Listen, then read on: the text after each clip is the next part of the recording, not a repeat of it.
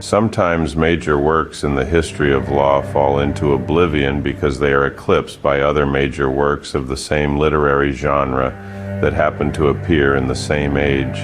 For a long time, this has been the fate of the LIBER Belial, alias Consolatio Peccatorum, written in 1382 by Giacomo Palladino, alias Jacopo da Teramo. Through the example of a fictitious legal action brought by Belial, Satan's proxy, against Jesus Christ, the aim was to illustrate the basic principles of Roman canon legal procedure. However, a similar work, the Processus Satanae, had been published by Bar to las a Saxo Fe Ra to half a century before, and Savigny resumed the common opinion in considering the Liber Belial a weak imitation. It is to the credit of the authors of the book under review to have brought it back into the spotlight. The approach is mainly of a philological nature, analyzing the different manuscript traditions and editions.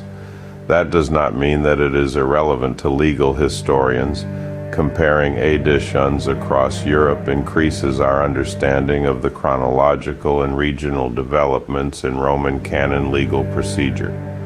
The references to the Jus Commune tradition are compared across the Lateran manuscript, BMS, the German Editie aux Princeps of 1464, BD, the French Edition of 1482, BF, the Italian Editie aux Princeps of 1506 B. Lat, and the so-called Vulgar Belial of 1544 BV.